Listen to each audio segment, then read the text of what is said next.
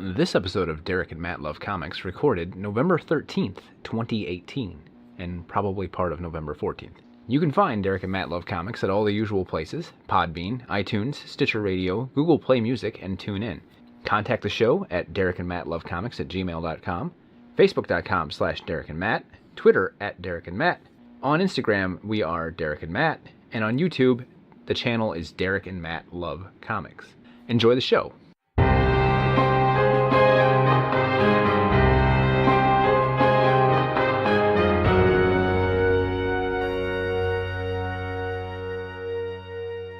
So this is the part where I usually say something witty and well-prepared and written out, and this is not the kind of show that we're doing tonight. We originally had posted that we were going to skip recording this week because of a combination of vehicle problems and health problems. In the wake of what happened yesterday, we decided we had to do a news episode, which was one of the things we said we would probably be doing when we removed the news from the show as a regular feature. So, I am Matt, and with me as always is Derek, and we're just gonna kind of have a conversation tonight. How's it going, Derek? Not too bad. It's funny, at the top of the show you said that recording this on the 13th and maybe part of the 14th. Technically, where I am, it now is the 14th. Yeah, well, it's getting close. So. Yeah, so this is as you said, it's going to be a bit of a truncated episode, but we're still going to discuss a major news event that just happened, because, frankly, we couldn't not talk about it, and we'll probably end up closing out the episode with a brief discussion of just to catch up on some of the stuff we've been doing. But yeah, do you want to get into the news item right now? Well, quickly, and we'll cover this at the end of the show as well. If you're tuning in to hear about Invincible Volume 5, we are not scrapping that. That was the original plan for this week's episode. As I said, we then canceled the episode. So this is not the Invincible Volume 5 episode. We will cover that as planned on our next episode, which should be on a regular Tuesday release like normal next week.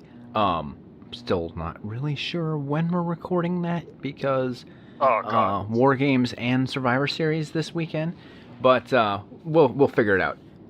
So yes, we are talking, of course, about the passing of the great Stan Lee, which happened yesterday, November the 12th. Very quickly, let me just throw in some vital statistics. Born Stanley Martin Lieber in December 28th, 1922. He was 95 at the time of his passing. Longtime writer and creator in the comics field, mainly at Marvel. He later did things for his own company and various independents. But the creator / co-creator of most of the major Marvel characters that most people know. I will start this conversation by saying his contributions to the comic industry are too many to list. Oh, jeez. Yeah, I don't even know where to begin with this. We're talking about, because essentially we are going to be talking about Stan Lee's legacy. Right. And it's such a huge topic. And what I mean by that is Stan Lee's importance to comics, I don't know if you can understate it. No. I'm sorry. I don't know if you can overstate it.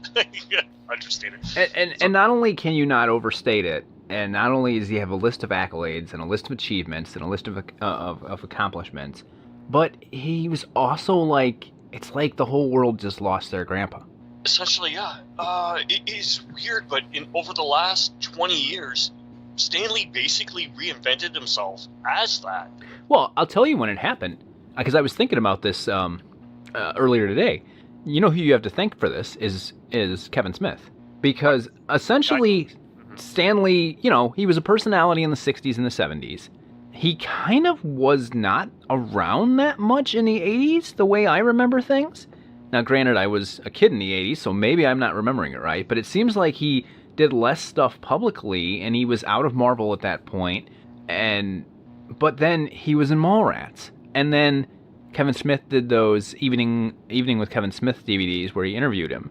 And that's when it seemed like he started... It was like, as an 80s kid who got into comics in the mid to late 80s and was heavy into comics in the early 90s, it's not like I didn't know who Stan was. Of course I knew who Stan was. I mean, I'm also an artist. I had How to Draw Comics the Marvel Way, which was written by Stan, and it had that great thing where it felt like Stan writes the way you imagine him talking to you, you know? And if you ever read any of the old Spider-Man stuff or Avenger stuff or whatever, whenever Stan would comment, like what we now think of as like the editor's captions, which aren't even that big of a thing in comics anymore, were either the narration part of the book or like an editor's note of the book, it was written like it was Stan's voice. Like he wrote the way he wrote himself the way he talked. Right.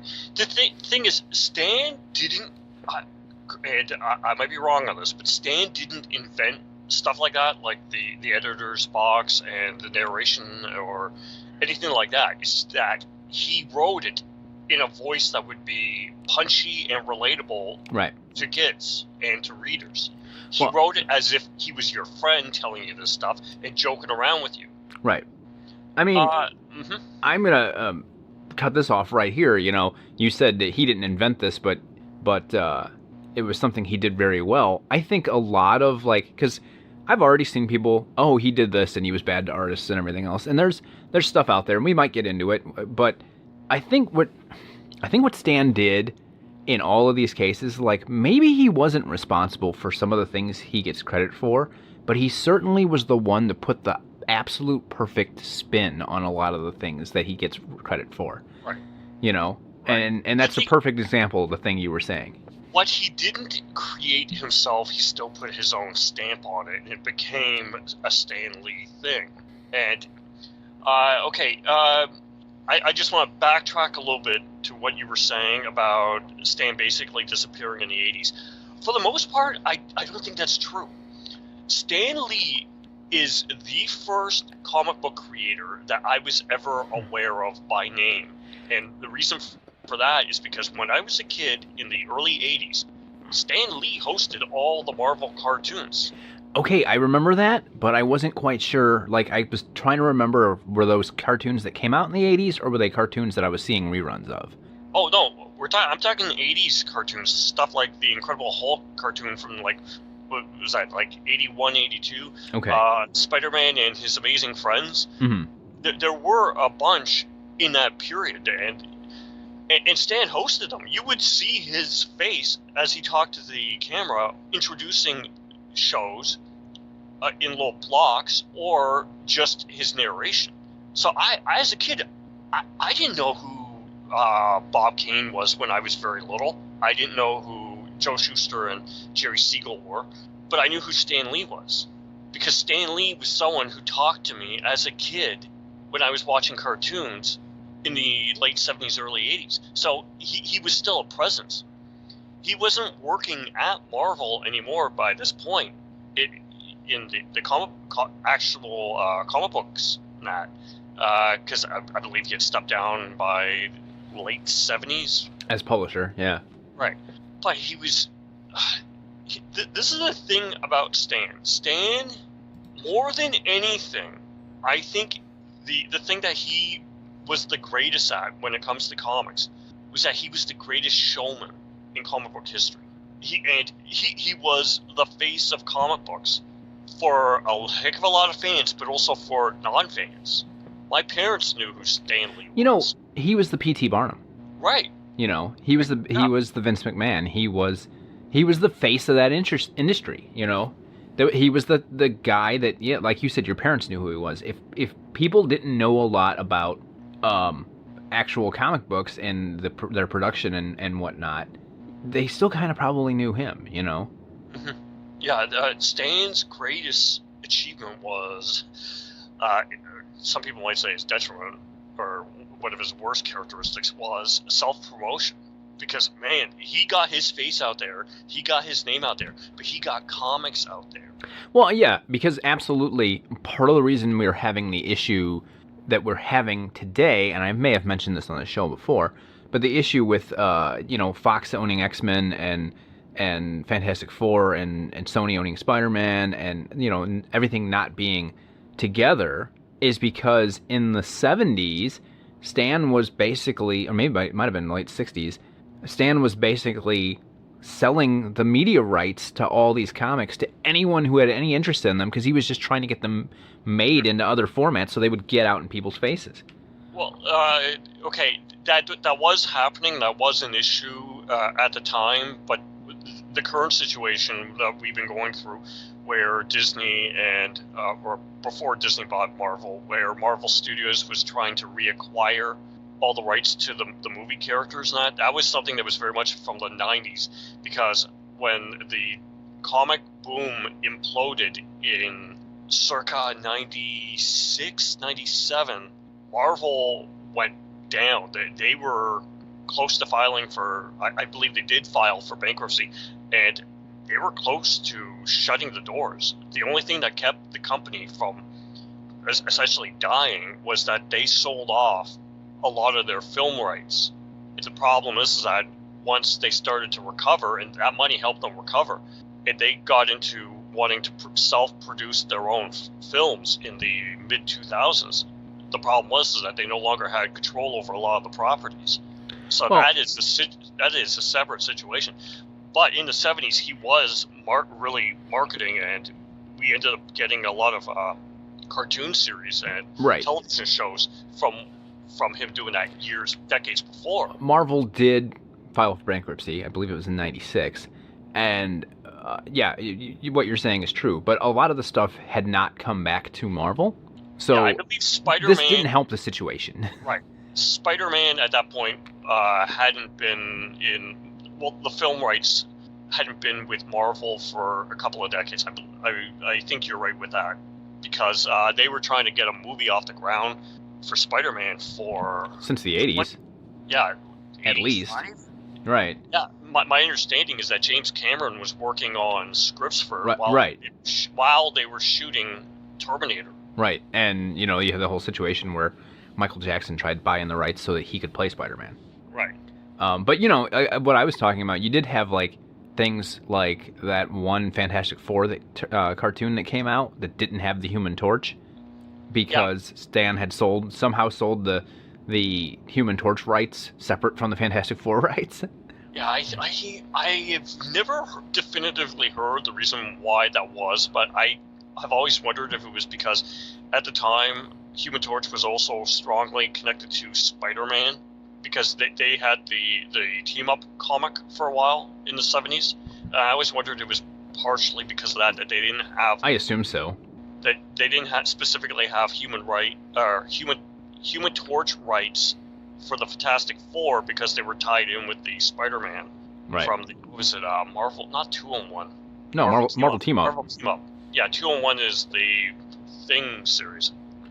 Okay, but so definitely what I was saying about, you know, post Mallrats is when he starts becoming like everyone's favorite uncle.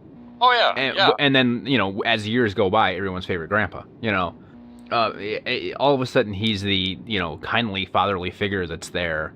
And that's when, not that he didn't do cameos in earlier stuff, because he did. Like, he's the foreman on the jury in Incredible Hulk, Trial of Incredible Hulk. And he's somewhere in Incredible Hulk Returns. But, you know, that's when he starts, like, we start getting things like him basically being a character on the Ultimate Spider-Man show, you know, and other appearances like that. And then all the cameos in the big budget movies starting in the late 90s and the early 2000s with, you know, with X-Men. Yeah, I don't think he's not in Blade. So, yeah, I guess maybe X-Men might be the first of the big budget ones that he's in, which is early 2000s. Right. Mallrats is essentially the thing that helped really introduce Stan and repackage Stan for a whole new generation. Because, you're right. He had essentially stepped away from the limelight in a large part for quite a few years up to that point. I mean, it's just funny because there are a lot of people today who only know Stan Lee because of the cameos. He's the cameo guy. I see stuff all the time, like, I'm trying to remember. You know the one comic, Our Valued Customers? Yeah. They had a they reposted this week, or just, I can't remember if it was today or yesterday, an older strip that they had done where, for anyone who doesn't know, Our Valued Customers is a webcomic where it's one panel and it's the artist who draws it, I believe his name is Tim Chamberlain, works in a comic shop in New York City, and each strip is essentially what a customer or someone in the store says verbatim, just written and drawn out. And usually it's something infuriating, something hilarious, something amusing in some way. And one that they reposted in tribute to Stan was someone complaining that the reason why the Batman v Superman and the DC movies aren't working is because they don't have that Stan Lee guy in it. Why isn't he in those movies? And it's amusing because they're DC movies, they're not Marvel movies. But it really showcases how, to a large portion of people today, that's who Stan Lee is. He's the cameo guy. They don't know his comic book heritage or his comic book background, or all the stuff he did decades before that. Right.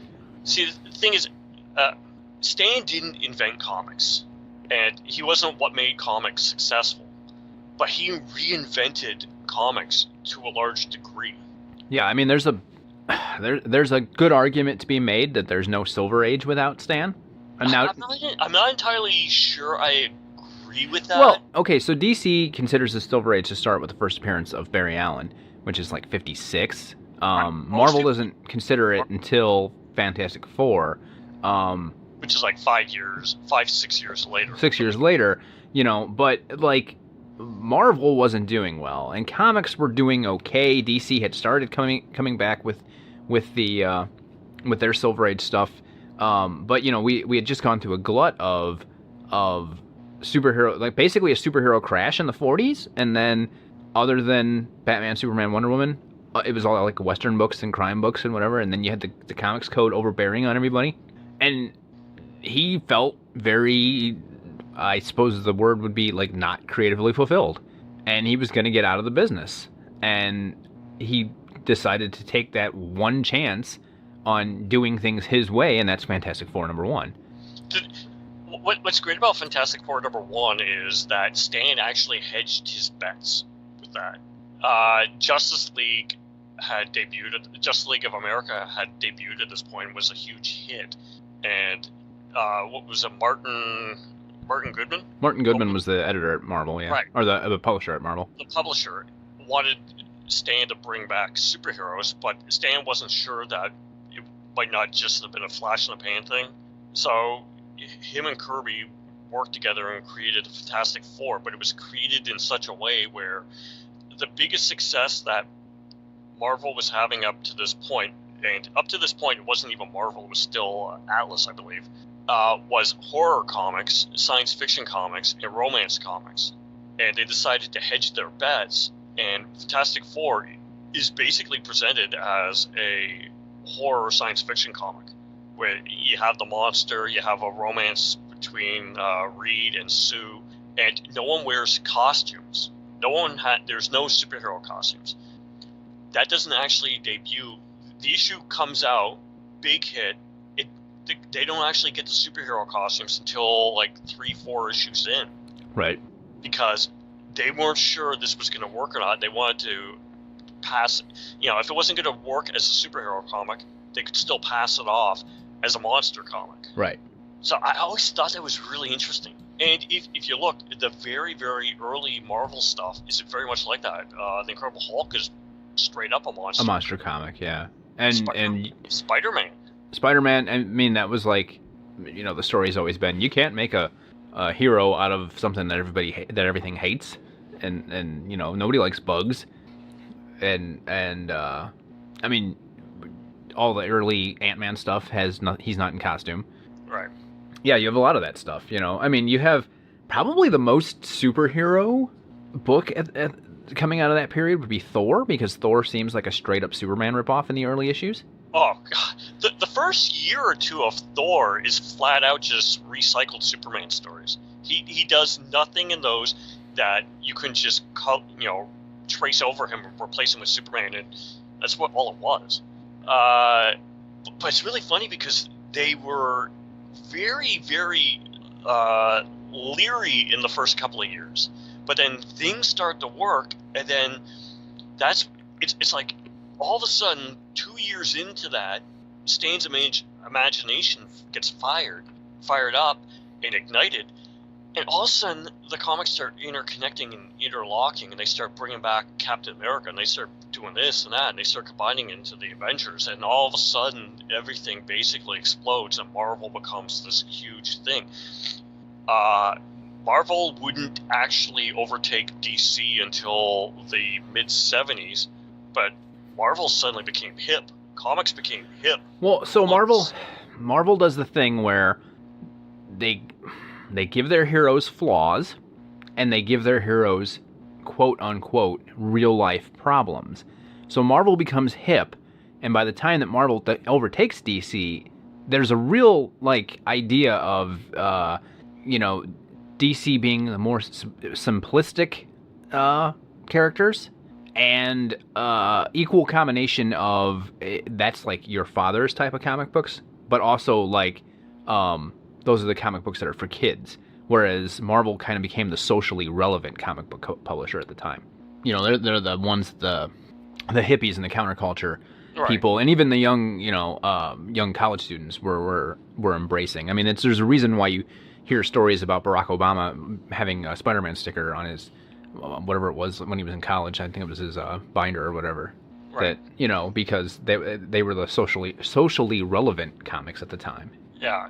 Well, that to me, that's very much a thing of the '60s, because by the time you get to 1970, you get Denny O'Neil working at DC and reimagining Batman and Deadman, then Green Lantern, Green Arrow. Right. That all ends up exploding. All the Bronze Age stuff at DC was all of a sudden socially relevant. But DC doesn't get there till the Bronze Age. Marvel got there in the Silver Age.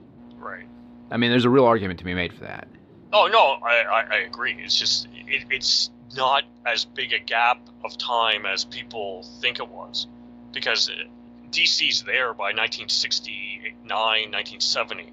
It's just that Marvel got there circa 63, 64. Mm-hmm. But yeah, no, it's really try to find a new angle to tackle this. The thing, though, is that, a lot of this is stuff that mainstream comics did not do before Stan Lee. Right. And, he part of his success, and, he might be a shameless self-promoter, depending on if you want to use the word shameless or not. But or if you even think of that as being a bad thing. As being a bad thing, I kind of feel like we were talking about this today at work. We were watching this video where it was, if you remember that series of comic book greats videos, where it was him talking to the artists of the time in the early '90s, and it's like him and there's one with him and Todd McFarlane and Rob Liefeld from like '92. I remember seeing the ads for those videos back in Wizard magazine. Right, and we were like, is Stan this much of a, like, I guess shill is the word people would use, or is he just really that excited about, like, he just loves comics, right? Well, that's the thing I've always said. Stan's the greatest showman in comic book history and the face of comics for fans, but I'd be hard-pressed if anyone loved comics as much as Stan Lee did. Right. Because I think he just loved the medium and the business. And the reason, I think, the reason why he's, in his later years, and post Mallrats, why he's out there and he's in your face and everyone knows who Stan Lee is and he's cameoing in all these movies and everything, is because there's a quote that's passed around, and I shared it on my Facebook, that it was something he used to say all the time about in the 70s, in the 60s, he used to be embarrassed because he loved comics, but he'd go to, like, parties in New York with his wife's friends or whatever, and they'd all be talking about, they worked for this law firm or this insurance firm or this advertising firm, and what do you do? And he felt embarrassed to say that he worked in comics. because people look down on it. And I think by the time we start celebrating Stan post Mallrats, and then definitely into like the Marvel cinematic revolution, he's seeing the world loves comics, and he no longer has to be embarrassed by that. Oh. You know, and I think he was just happy to, I mean, for lack of a better word, he was happy to be out. Yeah, all of a sudden, whenever you had the late 80s and early 90s, when you had the comic boom, all of a sudden being involved in comics was considered a good thing and respectable. Right. And yeah, it's just, I remember being a teenager and Stan being a controversial figure, but post 95, post Mallrats, it really changed the perspective for a lot of people. Right. Where he becomes this beloved, benevolent figure, rather than the man who held down Steve Ditko and Jack Kirby. Yeah, I mean, if we want to talk about that. Okay, so I was going to say, part of the reason, we got off on a tangent there, part of the reason Stan was so successful was because he surrounded himself with great talent as well. You know, Oh, yeah. I mean, you look at it, he's got Ditko, he's got Kirby, he's got, Bill Everett, Gene Colan, you know, he's got Don Heck, he's got this great, the infamous Marvel bullpen, you know, he's got this great group of talent. He's also got his brother behind him, Larry Lieber, who a lot of people don't know about, who, now here's where things get into Stan Lee's self-promotional lens versus actual reality. Because Stan Lee created Iron Man and the Hulk and, you know, a lot of these characters. But then if you, and Ant-Man. But if you look at what Larry Lieber did, I've seen, you know, contradicting but not contradicting versions of the stories where Lieber said, like, oh yeah, like, we had this, there was an idea going around for this guy, he was going to wear an armor suit. I came up with the name Tony Stark, and I came up with this part of the backstory, and, you know, where he's filling in a lot of the details, and Stan doesn't necessarily contradict that, but Stan's also saying, like, oh, I created this character. I feel like Stan talks in a much more sweeping, hyperbolic way, and doesn't worry about fine details. Whereas, like, if you talk to Larry's going to give you the fine details. And I feel like Stan's hyperbolic way of saying, I created Iron Man, I created the X-Men, you know, I think that got to some of the artists of going, well, you know, why isn't it we? Or why aren't, you know, that's where I think the arguments of not receiving. Now, granted, there was also money issues and everything else. Right. You know, yeah, but I think a large part of the I think it's a general perception situation. Right. Okay, I have a few different points I want to make on this. The first I want to make is, in Stan's defense, I think the issue was that, for him, he was just trying to get people in to notice these properties and these characters. Mm-hmm. And he was selling the product, and he was just putting his name on it, like Ron Popeil, I guess. Right. I don't know if Ron Popeil was actually inventing these, or, you know, people working under him for his inventions and stuff. But Stan just wants you to read Iron Man. So he's saying, when I created Tony Stark, and, you know, and it might very well have been Larry Lieber actually doing the hard work. Right. Because I've always said that Larry Lieber, I think, was the better writer. And I stand by that. I mean, I think Larry Lieber is responsible for much more of the fine details of a lot of these characters. Oh, yeah. And you know what? Like, okay, so not to knock Kirby, because Kirby's the king for a reason, right? But I'm never going to knock Kirby, because Kirby is my creative idol. But I read a thing with Kirby where he's talking about where he came up with the idea for Thor, and how, oh, we should take these ideas, these old legends that used to be, and literally update them and turn them into superheroes. And he's kind of giving his, and it, to me, that doesn't exactly jive with how the first year of Thor is just straight up Superman ripoff. Right. And then Lieber is the one that's generally credited with bringing in the other Asgardian deities and Asgard and the Rainbow Bridge and all that stuff. He's usually the one that's given the credit for Loki and for Odin.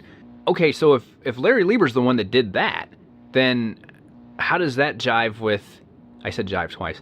How does that how does that jive with Jack Kirby's idea that, oh, I'm just taking an old myth and turning it into a superhero? You'd think he would have brought all that in with him, kind of, like it. So if you look at, when it comes to Thor in this case as an example, and you look at Stan's story, you look at Kirby's story, and you look at Larry's story, they don't all exactly mesh. They don't all exactly line up, And it's, a lot of this stuff is, and especially now, quite frankly, Larry's the only one left now. A lot of this stuff is going to get lost to history. Oh yeah.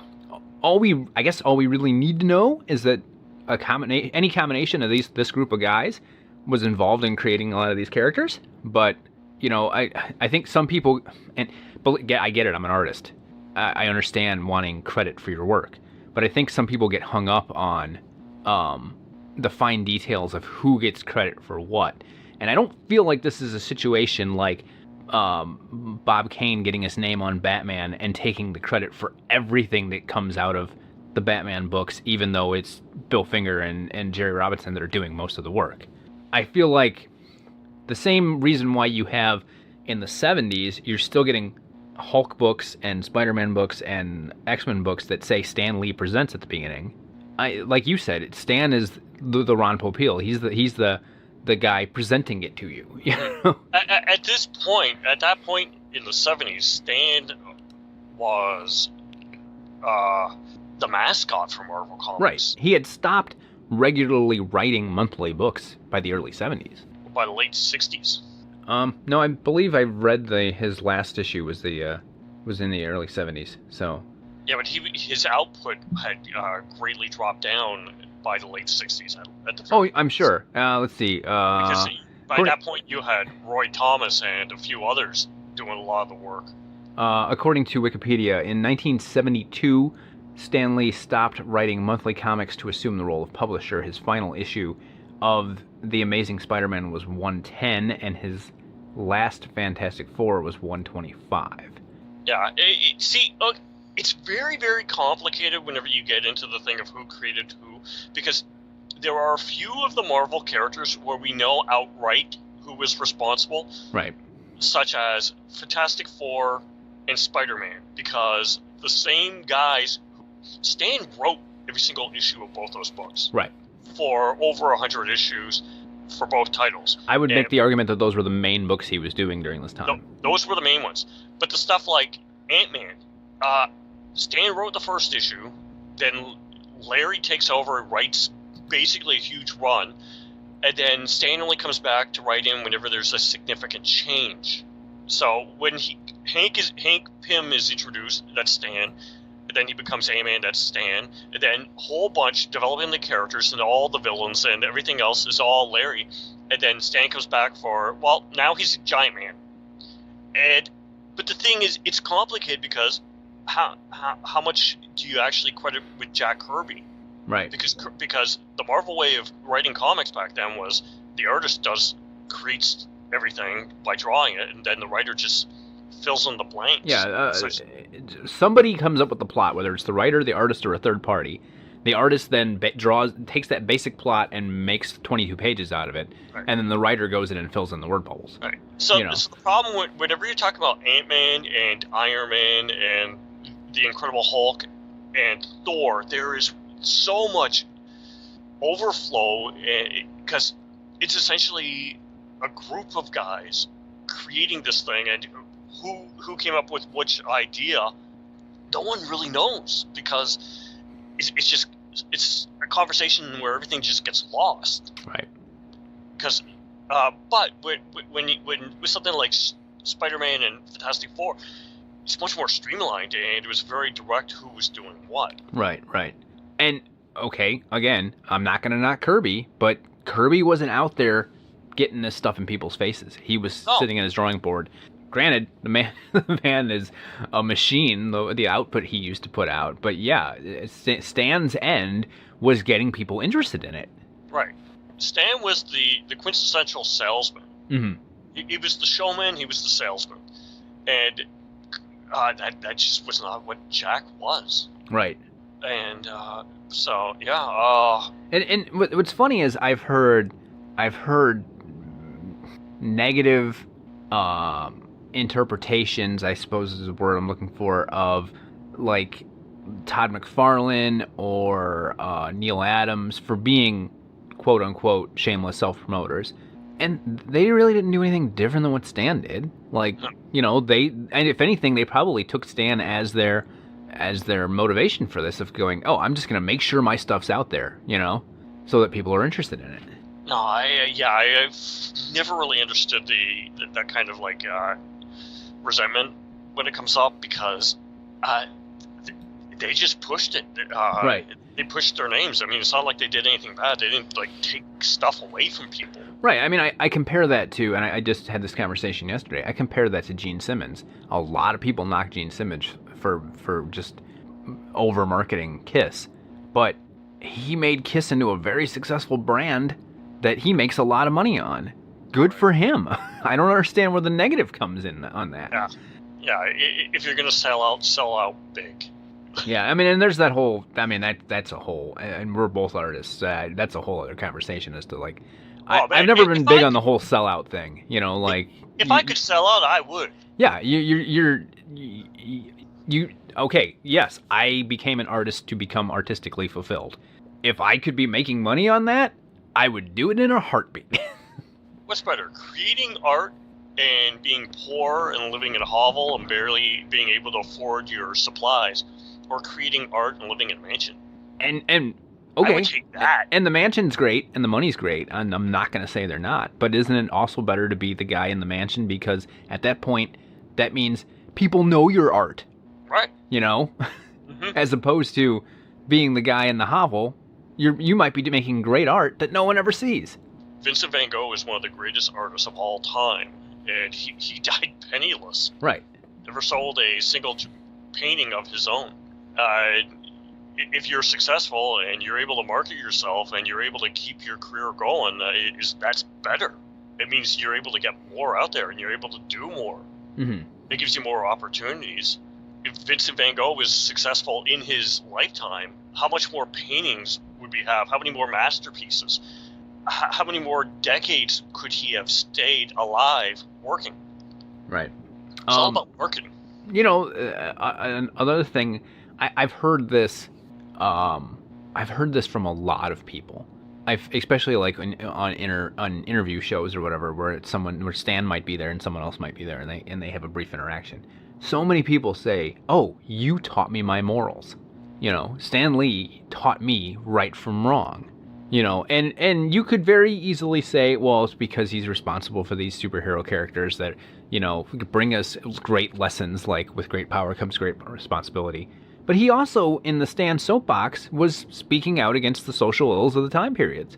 Mm-hmm. He was, very much against racism and bigotry and telling people, how they should live better lives through those things, through those interactions that he had writing in the backs of the books. So I have always been and always will be predominantly a DC guy, but DC Comics in the 1960s was not doing stuff like that. No, yeah, and we're both not predominantly DC guys, but yeah, absolutely, that was not a thing that was happening at DC. Yeah, Stan had Stan's soapbox, and he was addressing actual real issues that were affecting the readers, whereas DC they weren't going to. I mean, do stuff like that. That's the sort of argument of you're a popular singer and you have a political opinion. We just want to hear you sing. Stan, basically on the Stan soapbox, would say, and here's my opinions about the real things that are going on in the world, And they were very, very left-leaning, and he remained so his entire life, Yeah, at the end of the day, Stan was not a perfect man, but I think he was still essentially a good man. And he was a could even say even a great man. I mean, that's the argument that none of these guys are perfect men. You can say anything about any of these creators, any of these artists, any of these writers, anybody in any field ever, and nobody's a perfect man. So yeah, were there things that he did that people rightfully don't like that he did him? Sure. Nobody's perfect. There's a reason that's a saying. Yeah, and Stan, over the last 30 years of his life, did start to push more of the credit onto the artists and other creators that he worked with. Maybe not as vocally as whenever he was doing the more shameless, as we said, self-promotion back in the heyday of Marvel in the 60s and 70s. But he was starting to recognize that, and I always got the impression in interviews with him in the 90s and 2000s where he was much more recognizing some of the things he would have done differently if he could do things again. Mm-hmm. But yeah, but it just that stuff doesn't erase his own contributions. And I'm kind of the opinion that everything happens for a reason. Like, if Jack hadn't left Marvel, we wouldn't have Darkseid, we wouldn't have the New Gods. If Ditko hadn't left Marvel, we wouldn't have had Blue Beetle. Like, I don't want to say some good came of it, but like the comic landscape would be dramatically different if those occurrences didn't happen. It'd be much more narrow. And to me, like, the crazy thing is, okay, so he's responsible for all the stuff that we love, and even you and I saying that we're more DC guys than we are Marvel guys. We love all these Marvel characters. Oh yeah. Yeah. And so not only is he responsible for all of that, but like then he becomes a force in the movies and everything, and like, it's gonna bother me to see the next Spider-Man movie if he's not in it. We know that Joe Russo has said that he filmed his cameo for Avengers 4. I'm gonna assume he filmed his cameo for Captain Marvel because it comes out first, but I have no idea if he's in Far From Home or not. And it's gonna bother me to see a Spider-Man film that he's not in. All I know is that his cameo at the ending of the credits of Guardians of the Galaxy Volume 2 is going to be that much tougher to watch now. Him with the him Watchers. Him alone as the Watchers are walking away and right. Just saying, I have so many more stories to tell. It's even just thinking about it's kind of breaking my heart. Well, yeah, I totally get that. I mean, like, honestly, I kind of wish that was his final cameo. It wouldn't have been a bad one to go out on. See, I don't. The thing with the cameos is I don't think they have to be meaningful. I think they just have to be fun. That said, like, what is your favorite Stan Lee cameo? Because I can absolutely tell you mine. The funny thing is, generally, I don't like the Stan Lee cameos. I know you don't. I think we've even talked about this on the show. We have talked about this on the show before. It's because I think they're too showy. I would have liked them more if they would have been more like Alfred Hitchcock's cameos, where you'd see him walk by the screen, you go, "Oh my God, it's Alfred!" Or I would have liked that more. Is that I find they take you out of the movie, and sometimes they're just too awkward. Like Stan Lee as Hugh Hefner. I always thought that was just bizarre. Which one's that? That's Iron Man 2, right? Iron Man 2, yeah. And I just find it. Yeah, it's just... The thing is, the way that one's shot is, I always felt like Tony Stark is assuming it's Hefner, but then like he's actually credited as playing Hugh Hefner in that. Yeah, it's just weird, but the ones I actually genuinely love, and I love those cameos, are the Guardians of the Galaxy Volume 2, because I think it was just perfect. It was the perfect end to all his cameos, because it implies that every single one of those cameos across all these movies have always been the same guy working for the Watchers. Right. I thought it was beautiful and genuinely funny. And the last beat at the ending, after the credits, was genuinely affecting to me. The other one that I think is just hilarious is Ant-Man. That's my favorite, just because I think it's funny. It always makes me laugh. What is that? Because the cameo being with Michael Pena doing his voice or whatever. Yeah. What is it? Crazy Stupid Fine. It's making me laugh at. Like just picturing. Now, Oh my God. there's one that you Those are didn't. my two favorites. There's one you didn't mention there that I thought for sure you were going to mention. I know I'm forgetting one. Civil War. Oh, that's my other favorite. Oh God, Tony Stank. Yeah. Are you Tony Stank? Oh, this is definitely Tony Stank. Thank you for that. Oh God. Okay, those are my three favorites. The rest are basically different levels of me tolerating them or just flat out disliking them. But those three are the ones that I absolutely love. I think those are the best. What would you say for you? I like a lot of, I find a lot of them funny. I liked the one in Age of Ultron where he's, challenging Thor that he can drink the Asgardian mead or whatever, and I like the simple ones like in the first Daredevil where he's just the man crossing the street, because that's more like what you were saying, like the Hitchcock ones. I mean, right. X-Men 1, he's the hot dog vendor, which a lot of people don't realize they used to draw Stan into the comics, and he'd always be a hot dog vendor. So X-Men 1, they basically used the best idea first. Mm-hmm. But to me, the one I am always gonna think the most of is Spider-Man 3 at the beginning when they're like where everything's going good for Spider-Man and Pete is walking down the street and he looks up at the big billboard about like Spider-Man's gonna get the key to the city or whatever, and Stan's standing there next to Peter Parker. It's because it's Stan Lee standing with Peter Parker and him saying, I guess one man can make a difference. Enough said. And to me, it's the fact that he's interacting with Spider-Man and that he has a great message when he's doing it. It's almost like, being that he created Spider-Man and the way that scene plays out, it'd be like if God himself was standing next to you telling you did something good with your life. Right. I've always really liked the implication of that scene. Yeah, no, that one's a pretty good one. I agree with the Daredevil and X-Men, where I think those ones were ones that were pretty well done. Just keep it simple. Right. One that I had forgotten about, it's not one of my favorites, but I always did kind of like it. The idea that in the Fantastic Four films, that Stan Lee was Willie Lumpkin. Well, in the first one he is. In the first one. Yeah, I think in the second one he's actually playing himself because he's getting thrown out of Reed and Sue's wedding.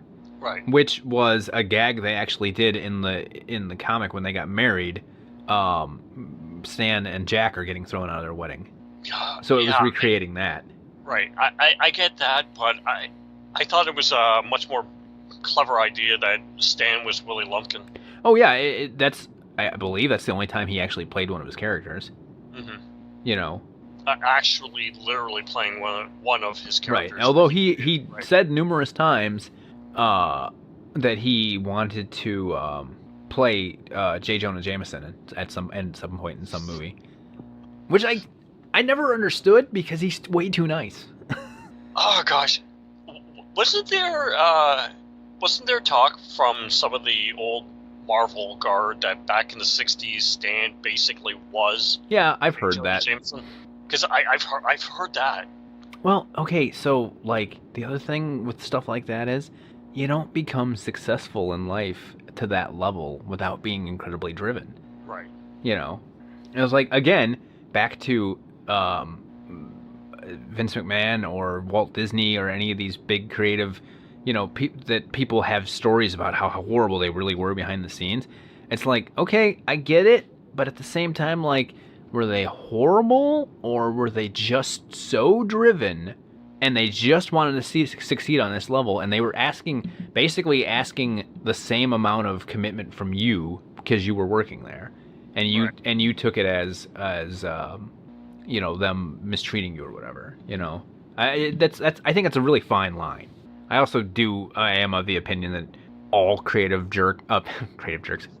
geniuses are at some level a jerk. I don't necessarily believe that. I think you can be a creative genius without that. But when you mix that with someone being incredibly driven, there is going to be there's going to be hurt feelings, and there's going to be some driving over people. Right. I just feel like most creative geniuses operate on a level that not everyone can understand, so they come off as jerks, whether they're trying to be a jerk or not. I think it's more that you're just not paying attention to what you're saying to people Right. or doing to people. Although that said, there are definitely creative people who are just flat out jerks. No, yeah, Yeah. I can't deny that. Yeah, it's really funny how to me that over the last couple of days my Facebook feed has been covered in Stan Lee tributes. People who I didn't even think knew who Stan Lee was posting stuff and changing their cover photos to Marvel comic stuff. I don't know, it's kind of cool. One of the other things I've been seeing a lot recently, I've seen it before in the past, but it's been showing up a lot over the last couple of days, is post pointing out that, okay, Stan started working in the comic book industry when he was a teenager, and he had a pretty good career for 20, 25, almost 30 years. But his greatest successes started whenever he got into his 40s. Yeah. And the idea being that it's possible that the second half of your life is where everything's going to come out for you. Mm-hmm. And you don't have, it's not necessarily always a case of if you don't succeed whenever you're in your 20s or 30s, you're doomed to fail for the rest of your life. You can be a late bloomer. Yeah, and no. Stan was a late bloomer. Stan and Jack both were our age when they did Fantastic Four #1. Mm-hmm. I mean, it's just something to think about. Right. That is incredible. Changed the face of comics. Yeah, and at the same time, it's like we lost our favorite grandpas. I mean, I'm not sure how it is for you, but I mean, this is a hard one for me. Like, It's tough. I don't want to diminish Stan's death. It didn't really. It hasn't affected me on a personal level the way that other celebrity deaths have in the past. Like Gene Wilder dying, that hit me hard. Yeah. John Candy, David Bowie, but Jim Henson especially. Right. And those were ones that really, really affected me. Stan, honestly, I was prepared for it.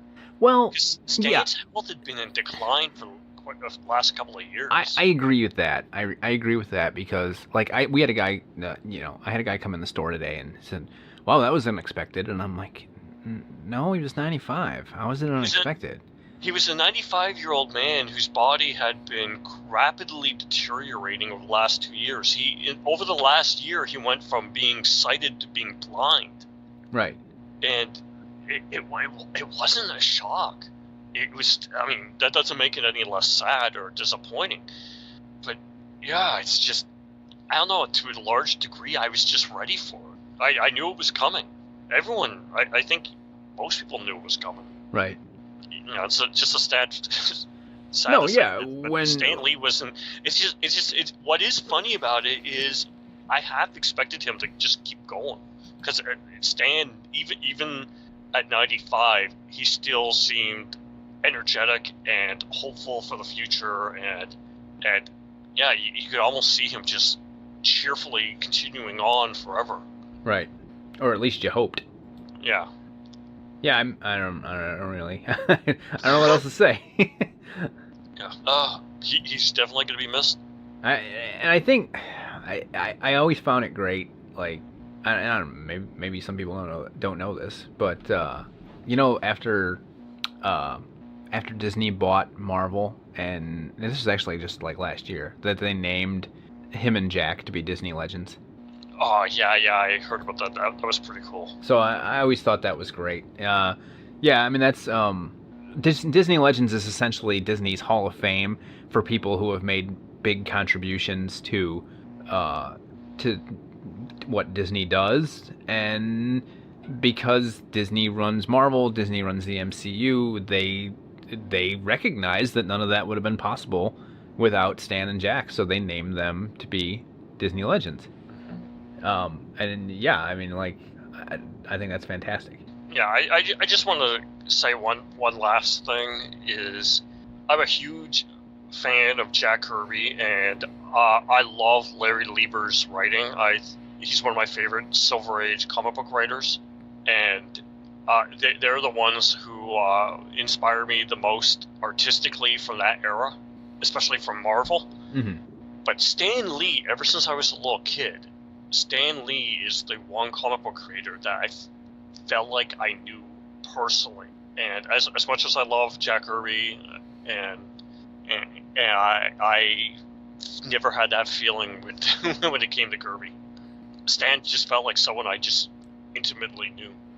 Okay, so I'll finish with this. Somebody was asking, like, oh, so does the value of his stuff go up, or does the value of his signatures go up? Well, first of all, I think the value of that stuff is pretty high anyway. But, like, seriously think about, why should the value of his autograph be as high as it is? Because he signed hundreds of thousands of them. He did conventions nonstop for a period there. He was signing, they were expensive, but you could get signatures very easily. He's not a hard guy to find stuff signed by. Whereas Ditko basically took himself out of the public eye for a long period of time and wasn't really corresponding with people. He certainly wasn't doing shows and conventions and autograph signings. You would think that Ditko's signature would be the one that'd be expensive to get because it's going to be harder to find. But quite bluntly, more people care about Stan Lee than Steve Ditko, and more people put him on a higher plane. Ditko's should be worth more, but there's no universe where it's going to be worth more. There's no reality where it's going to be worth more. Right. Steve Ditko is more of a cult figure. Stan Lee has got crossover appeal. Right. I mean, and whether that's right, wrong, or fair or not fair, like, that's just the way it is. Stan was the bigger star of the two. I mean, as a comic guy, if I was trying to get autographs from any of these guys, I would want to get Stan and Jack and Steve. And Steve's going to be the harder one to get, but I bet you I pay more for the Stan one. I mean, Jack's another one. Jack, for a period there, was selling a lot of his stuff himself. So he was making that stuff available to the public, But yeah, it's just how it works out. So yeah, Stan, he will be missed. And quickly we'll just get caught up on what we've been doing this week. And like I said, and then the next episode will be a regular episode, and we'll get back to covering Invincible as was the plan. Derek, what were you doing this week? Last week I actually ended up watching a bunch of things. I managed to get 4 more Blu-ray films out of my unwatched rack. I got through Topsy Turvy, 1999, musical biofilm about Gilbert and Sullivan. That's a fun movie. I think it's long, but it's fun. I watched Spring and The Endless, which were 2 indie horror films from indie directed and produced and star indie horror film darlings Justin Benson and Aaron Moorhead. I had never seen the movies before, but I'd heard quite a bit about them, and they usually get talked up quite a bit on horror websites and groups. Spring, I was actually kind of disappointed with. I'm not sure I didn't dislike it, but I'm not sure I necessarily liked it. It was basically a European love story monster movie with a Lovecraftian horror. And in theory, I liked it, but I don't know. I think it just didn't really completely work. The other one I watched was their most recent film, The Endless, which was bizarre, but I actually genuinely enjoyed that movie. It was kind of a weird two brothers who had escaped from a UFO cult 10 years earlier go back to visit and find out that there's actually some kind of creature there, and you end up with this like weird situation where it's like time and space and time loops. And it's very abstract, the movie, but I thought it was very entertaining. I am familiar with none of these. Yeah. well, Topsy Turvy doesn't really surprise me because, well, the other two doesn't surprise me, but Topsy Turvy, it's a Mike Leigh film. It was nominated for a bunch of Oscars. I do realize that it got a limited release when it came out, but it was up for a bunch of awards from a lot of the different awards shows. Jim Broadbent was up for a whole bunch of acting awards because he plays Gilbert in that film. But the okay, so those are 3 of the films I watched this past week. The other one, though, is The Fugitive from 1993. And I hadn't realized I hadn't watched it in a few years, but this is a movie I used to watch a lot. And man, it still holds up. I love this movie. That's good to know because I haven't seen it in a very long time, probably 15 years or more. I did recently buy it on DVD, and I haven't watched that copy yet. I've been meaning to, but I always remember it being good, but I hadn't seen it in so long. It was like it's hard to judge.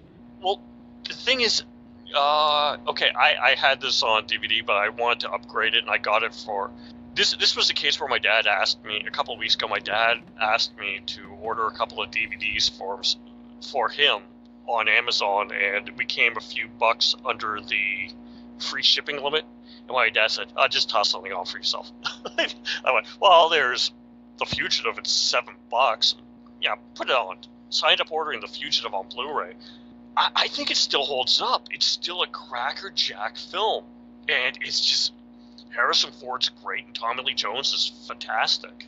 So I mean, it's been a handful of years since I last saw it, but it's still really, really fun. So if I were you, I would definitely watch it. Other things, I had a couple of things recommended to me over the last few weeks.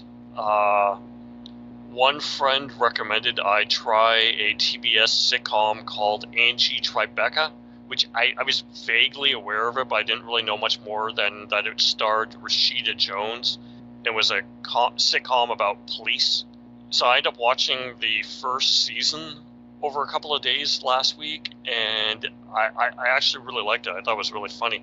It's basically a shameless ripoff of Police Squad and the Naked Gun films, but the difference is that where those were specifically spoofing Dragnet and the classic cop shows from the period, this is much more of a kind of a spoof of the CSI, Law and Order type police shows.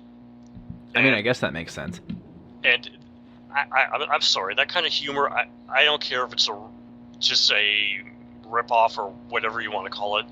That kind of humor is always going to end up amusing me, and it's done really well, and it works. It's not like the quality of, like, say, the Scary Movie type ones, or the ones were the really, really bad ones they were doing for a while, like Meet the Spartans and that whole group of superhero movie, and those were garbage. This is doing a spoof that seems to actually love what they're doing, and it's got a great cast, and everyone seems to be having a great time. Plus, it has Jerry Burns, who I used to like as a kid on Dear John, as the police lieutenant, and he's just hilarious in this. Really kind of playing up the angry, screaming lieutenant. Right. So I really enjoyed that. I think there's 2 more seasons after this. I might try watching those at some point. The other thing is, I know it's a few weeks late, but our mutual friend Dan had recommended Inside Number 9 to me. This is a British horror black comedy anthology show. I mentioned it in the past because Dan had recommended it to me last year, and I watched season 1 almost a year ago. But I didn't realize that they did a Christmas or Halloween special that aired just a few weeks ago, and he told me I needed to watch it, so I ended up watching it just the other day. It took me a while to finally get around to doing that, and it was pretty good. I don't know how to describe it without spoiling the whole thing. It's presented. The whole point was it was supposed to be a live broadcast of a live episode, and it starts off as this like really, really mundane kind of them doing this mundane story where it's a man, one of the 2 stars plays an older gentleman who's home with his groceries, and during his walk, he found a cell phone in the neighboring cemetery.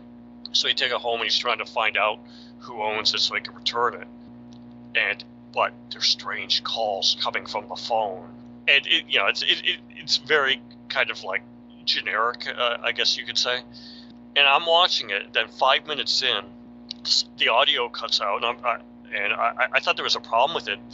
Then I realized, wait a second, maybe this is actually part of the live, because it's supposed to be live.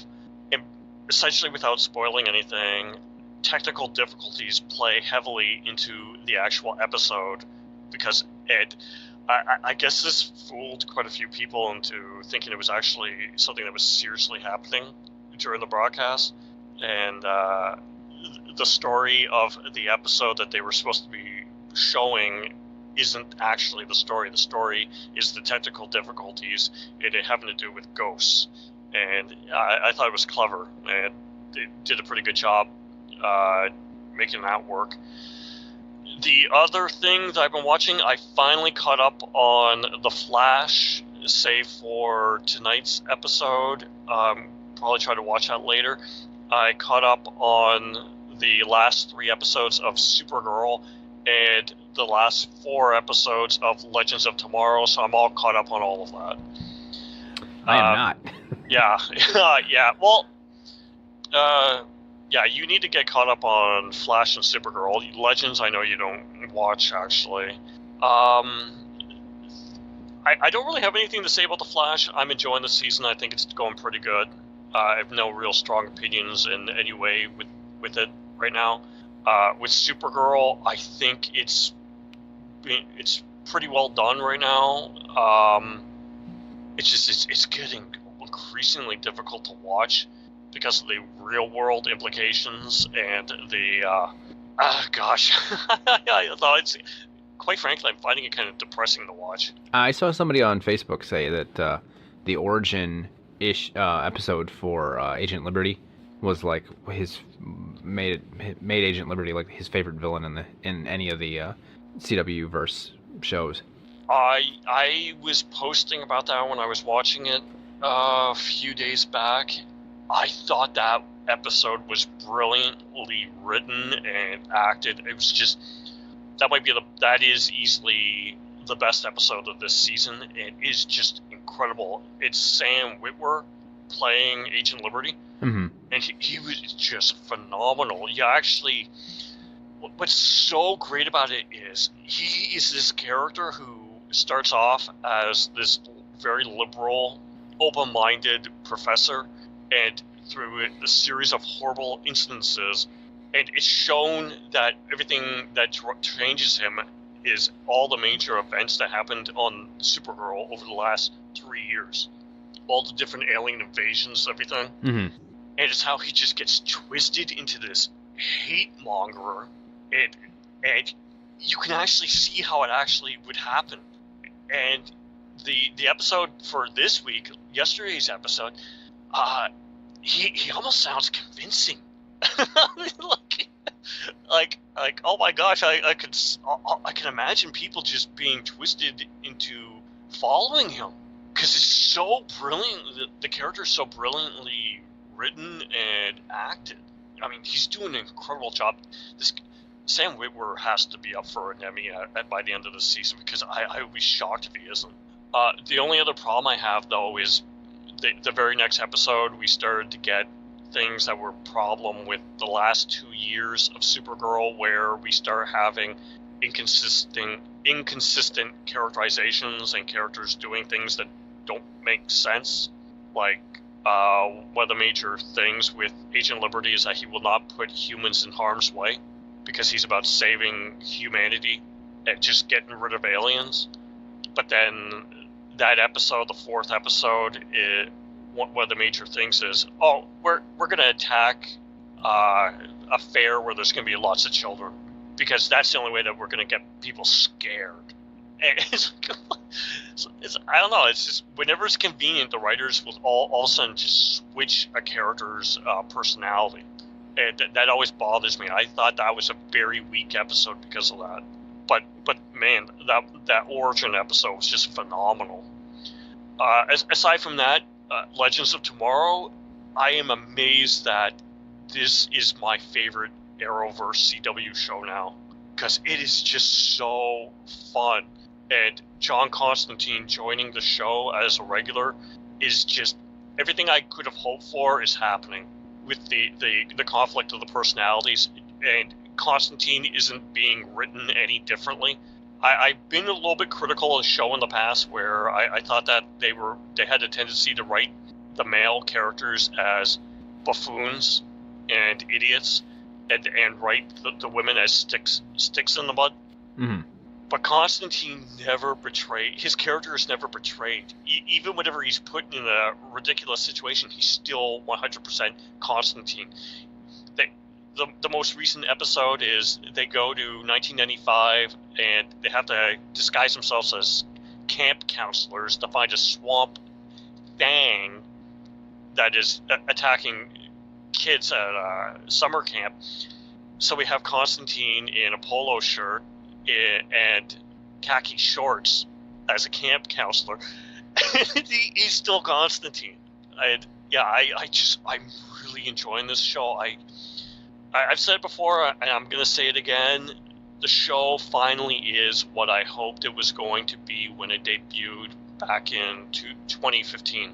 And I'm just so thankful that we finally got there. Because, yeah, I love this show now. This is easily my favorite. Oh, that's cool. Yeah, I just wish you were watching it so we could actually discuss this. Because I think you would enjoy it because it is so over-the-top ridiculous. I'm not watching it because I don't have an interest in it. I mean, I've got enough shows that I'm already not watching that I want to watch. Yeah, I know. I know. And plus, with the working and everything else that you have going on, it's, I try to find time for everything. Right. It's just, man, I love this show so much now. Let me put it this way. The second episode is they have to, because the whole point now is they fixed all the time anomalies, mm-hmm. but then they find out that, because last season ended with Constantine showing up and saying that they released, whenever they defeated the big demon villain in season 3 and opened the gate to hell to bring him out so they could defeat him, they end up letting out other supernatural creatures that are on the run, on the loose. And the premise is that it's 5 months later and they haven't seen any evidence of that whatsoever until the season starts. All of a sudden, now the whole thing is they're going through time hunting supernatural beings. And we end up getting, for example, the first episode, they end up all having to travel to Woodstock, 1969, and because history's been rewritten where Woodstock there was a horrible massacre. So they go back, and what do you find out? Well, it's a magic unicorn that's killing people. Okay. and it sprays its musk from its horn that is a hallucinogen, and it's insanely ridiculous. Then the second episode, they go to one of the most horrific, terrifying periods in human history, the Salem, Massachusetts witch hunts of 1692. Uh-huh. And there's a fairy godmother. Okay. And I just love the juxtaposition that the show is doing this season, especially with you take a horrible situation and you got something really ridiculous added to it. And I don't know, the show is just getting increasingly more entertaining for me. I've seen people complain that it's gotten too cartoony, and I don't care. The more outrageous it gets, the more fun I find it. And I look forward to this show a lot now. But yeah, I'm probably talking too much. That's all the stuff I've been doing on my own. It's a good place for me to put this in. You're saying, not enough time to do everything. I actually, in the last week, completely retooled my comic pool list. For the reason of there's not enough time to do everything, and I'm buying a lot of books that I'm not necessarily reading anyway, even though I want to. But then I seriously started thinking about some of these books, and I think the Tony Stark Iron Man book is a fine book. It's an enjoyable book, but it doesn't feel like a book that I have to read. if you get my meaning. Mm-hmm. And I dropped a lot of books that are like that from my list, but I didn't change my comic budget at all because there are books like Secret Wars or Demon in a Bottle or Batman Venom or, these just stuff that I've never gotten around to reading. So it's like trade paperbacks. Trade paperbacks or whatnot. Yeah, and I've just never gotten around to reading, or whole series that I've wanted to try and never gotten to try, or things that I did read the first 2-3 issues of, and I said, this is good. I can't keep picking up the single issues. I'll get it in trade, and then never did. So I basically decided, like, I don't want to use the word important, but basically to start reading more important comics. Like, some comics are not, I don't mean important as in like historically important, although some of them are, but like some comics are more important to me. Mm-hmm. And I've not gotten around to reading them, and I've completely refocused how I'm buying comics because of that. Like, my rule that I came up with was Superman, action, Batman, detective, and Amazing Spider-Man, to basically never take those 5 books off my pull list for the rest of my life. Because they're books that I've read all 4 of them or all 5 of them regularly throughout my life, and at times canceled them and then regretted doing so. So I've basically said those 5, they're always there, but everything else is more like, I'll give it a couple issues. Like, I read like 2 issues of that new Hawkman series. I thought it was really good, but I was behind on it and everything else, and I said, if anything, if I keep hearing good stuff about this, I'll pick it up in trade later. And I'm enabling myself to be able to pick it up in trade later by not filling it, by taking that off my list and not filling that in with something else. Basically kind of like leaving the money available so every week I can kind of pick up a trade or pick up something else that I might have time to read. Right, giving yourself a little more freedom. Right. It's just, I don't know, it's just an interesting idea. Like, I'm still going to read my stuff that I absolutely care about, but everything else is sort of like, is it great? Well, then I don't necessarily need to be reading it when there's other stuff out there that is great that I could be reading. But as far as things that I did myself this week, about the only thing I did was I went to see the new, the Grinch movie. I'm a big fan of the original. I'm a big fan of the Jim Carrey version. I'm a big fan of Benedict Cumberbatch. I really wanted to like this movie. I didn't hate this movie, but how to describe it? I think I said it was the blandest thing in Blandtown. I think your exact phrase was the blandest thing in Blandville. Yeah, you're probably right. Okay. I had a way that I was going to frame this. So at Kohl's every year, well, actually all year round, they always have these things. There's a thing called Kohl's Cares, where they have children's books and stuffed plush toys of children's book characters that are for sale at different times of the year. The money goes to charity. They're always super cheap, and the money goes to charity. And the one year when my niece had to be like, maybe 4, and they had, at Christmas, they had The Grinch and Max, and the book was How the Grinch Stole Christmas. And I bought The Grinch, stuffed Max, and the book for my niece for Christmas. She's 4 years old. And I'm thinking, The Grinch is a part of my childhood. I'm sure she's seen the show by now. I'm sharing something from my childhood with her. And she opens the present, and I had all of them in the same box. And I could not have prepared myself for the reaction that she had. She threw the Grinch doll across the room, and then proceeded to hug the Max doll and say, "He's so mean to you. He was so mean to you." and basically shelter the Max doll, right? Now, I say all this because the new Grinch movie is designed so that nobody could ever have a reaction like that to it. Right. Very plainly, he's not mean. He doesn't do anything evil. He freely walks about town, and everyone just kind of looks at him as, oh, it's that guy. Like, no one's scared of him. The guy who lives at the house that's closest to the mountain where the Grinch lives thinks they're actually best friends because they talk all the time when the Grinch is going back and forth up and down the mountain. Like, there's no conflict. He didn't do anything evil. He's generally nice to to max throughout the movie. There's the whole thing where they try to get the reindeer, and they get this giant reindeer. I think his name is Fred, and he's generally nice to Fred. His face turn at the end of the movie is basically him realizing he was never really a heel. It is so weird. It is designed not to traumatize you, I guess. Like all I can imagine is we're gonna make this Grinch movie so that when you can take your little kid to it, your 5-year-old to it, and in the car on the way home, he won't have any questions. Yeah, it really...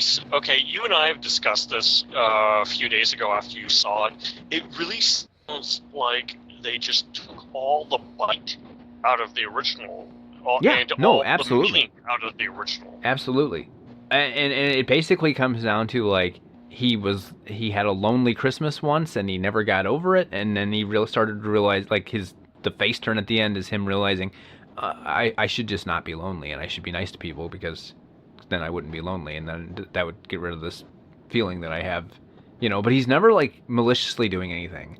There's a few things where he kind of does Grinchy things. It really feels more like he's trying to pretend to be a bad guy in those points, because throughout the film we're just getting him being a genuinely nice and clever and interesting person. It was so weird. It just didn't make any sense. Top that off with nothing in the movie is Seussian. There's no... The Whoville looks like a generic Christmas village. It doesn't look like something out of the mind of Dr. Seuss.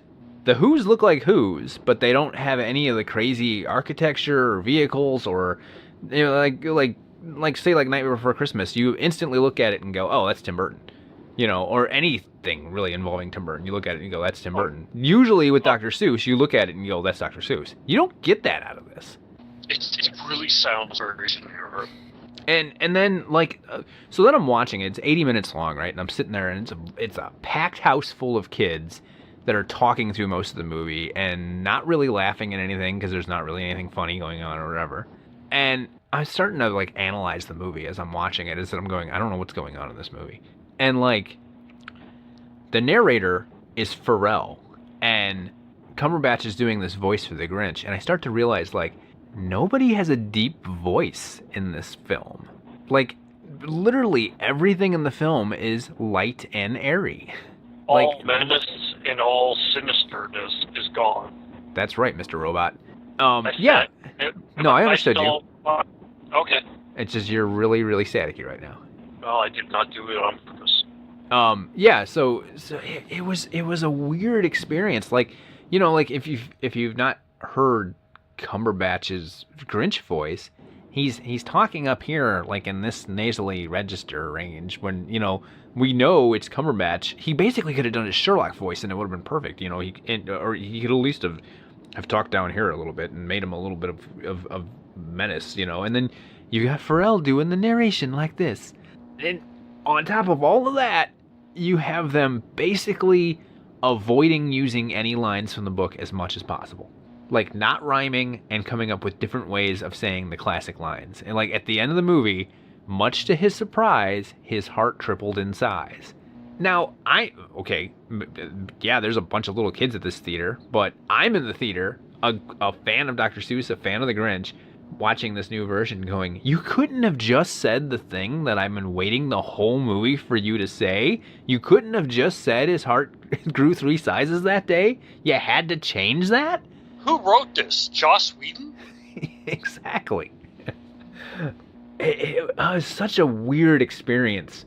And I know the Jim Carrey version has weird innuendo and adult themes and God. And crass jokes. That was another thing. Much to my surprise, by modern animation kids, there's no butt jokes, there's no fart jokes, there's no belching jokes.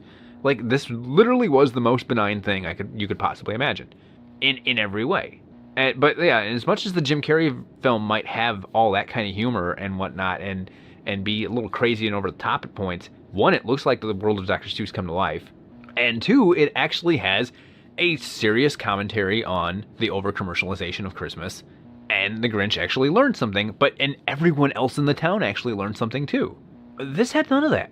This has a scene where he tells Max that he's like the best dog that a guy could have, and they're great friends, and it's when he's gonna have Max be the reindeer, and he basically tells him like, "You're such a good dog. You're even better than a dog." And so I'm elevating you I'm promoting you to the position of my head reindeer, and gives him like a helmet with the horn on it and whatever. And I'm like, literally, it's supposed to be like an act of animal torture in the original. Like, I'm gonna make the dog a reindeer, and he's gonna have to pull the sleigh, even though he's physically not capable. And instead, it's like, we're happily working together here. And it just felt like everybody in town was like, that Grinch guy, he's got some stuff going on, but he'll figure it out. And in the end, when he comes back into town, they're all like, "Oh, he figured it out. Now he can be part of our happy family here in town for Christmas." And then the Cindy Lou Who story has like, it felt like it was from a different movie. It felt like it didn't tie in to what was going on with the Grinch at all. It's just weird that like the poster says like "scheme big," and they did all those billboards where it was like his face and saying like mean things that he's done, and he literally does nothing mean in the movie. And it was directed by Scott Mosier, which is really weird. The whole thing just really sounds pointless. Yeah, and I mean, like they just missed the point of everything.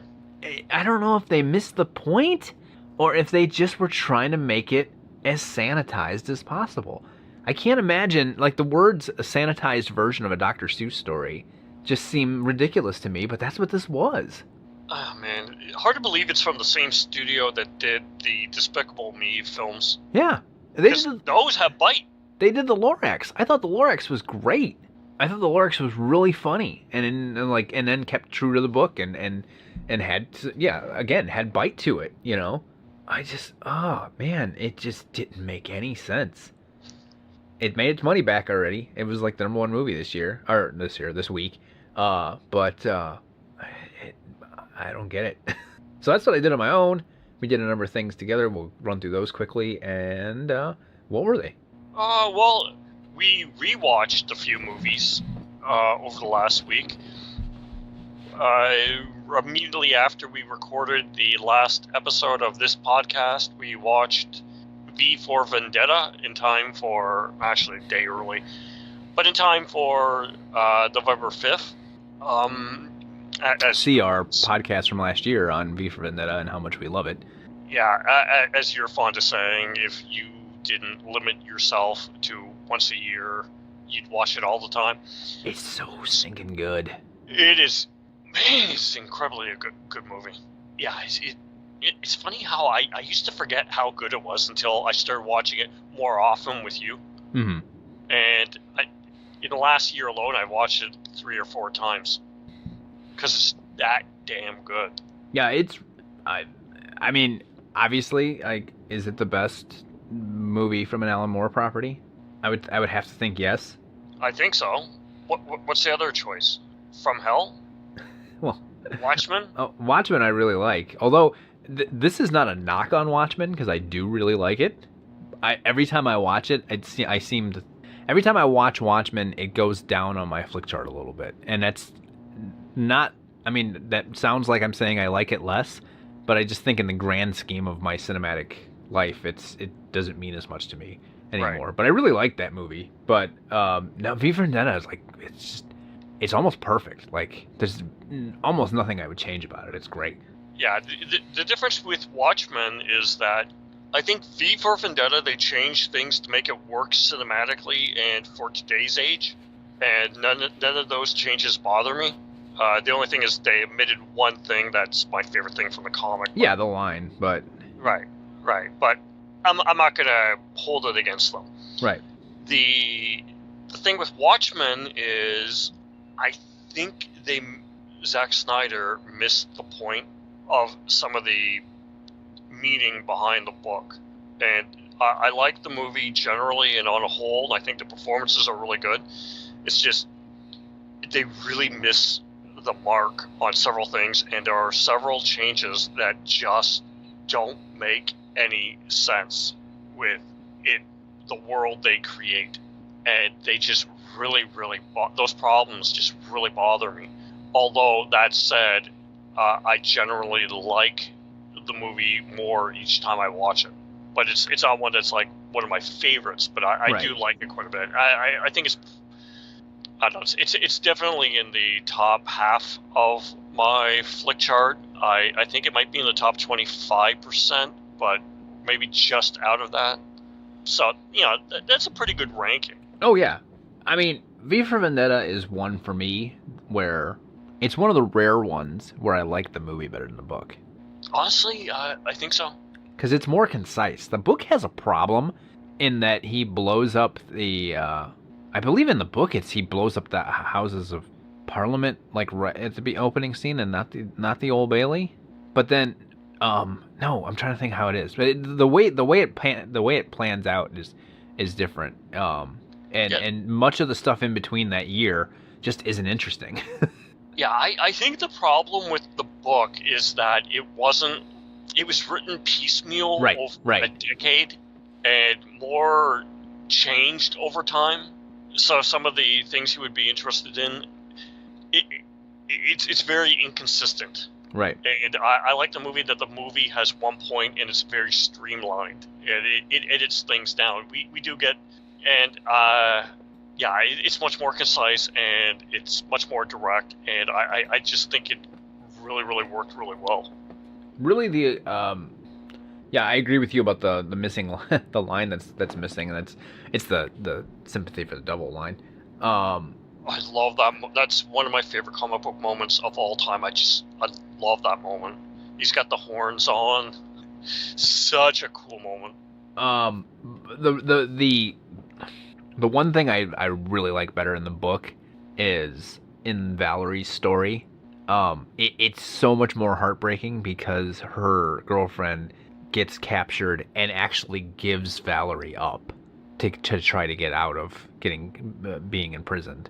And whereas in the movie they captured her, they get her girlfriend, and then she knows they're coming for her next, and she just sits and waits, And so it's slightly in the movie it's more implied that like either they tortured her or they got they otherwise just got it out of her through interrogation, or even just put together like her IDs and whatever and figured out where the address was. Whereas in the book it's like they were in love and together and everything, and then the person, to basically save her own skin, betrayed her.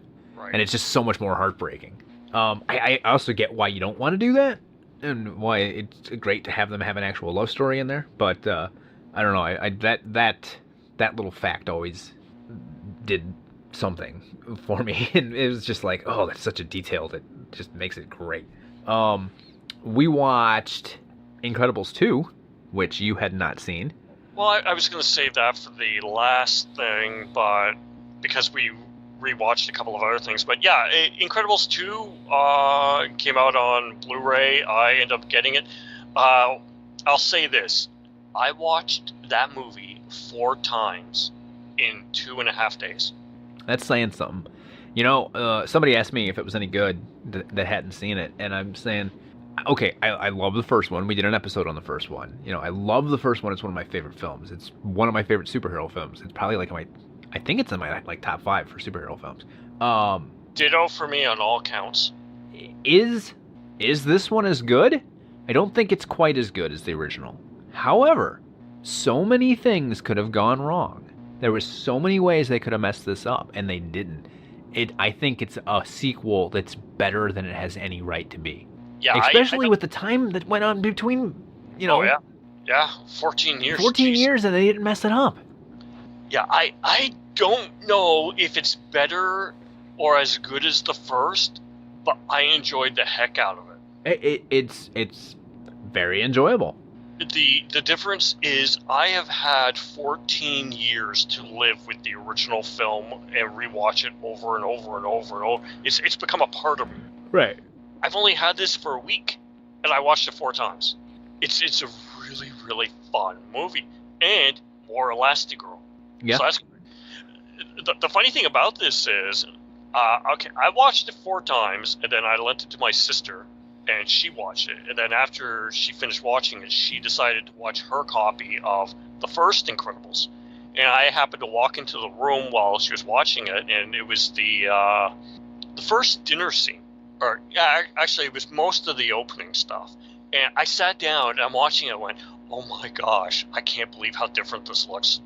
Because Incredibles 1 I have watched consistently for 14 years, and then I watched Incredibles 2 4 times last week, and it's like my brain recalibrated. Right. I became used to what the new film looks like, and then to the point where watching Incredibles 1 immediately after, I was shocked at how primitive it looks compared to the second. I haven't experienced that yet because I haven't watched the original since I saw the second one, but I know it's coming. Like, right. It's just everything looks so much more plastic, and the sets and the costumes, everything is much less detailed, and there's not as much like texture over everything, and it just kind of threw me for a loop. I'm sure if I watch it again, brain will recalibrate and I'll get used to it again.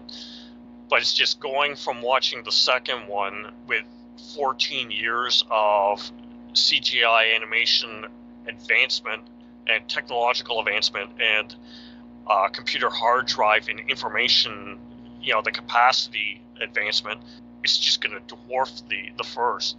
But yeah, I still love the first. And Incredibles 2 was fantastic. And again, more Elastigirl. Yay!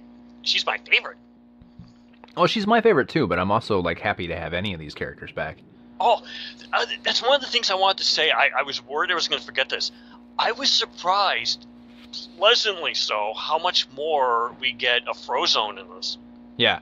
We actually get a lot of action from Frozone. I thought that was really, really cool. And we actually get a demonstration of how much Frozone was Mr. Incredible's best friend and crime-fighting partner, because he has voice activation control over the Incredicar, or I think they changed the name, the Incredibile. Incredibile. I thought it was called the Incredicar, or I'm probably thinking of the Fantastic Car from Fantastic Four. I didn't realize that Barry Bostwick was the mayor. Really? Yeah. That's cool.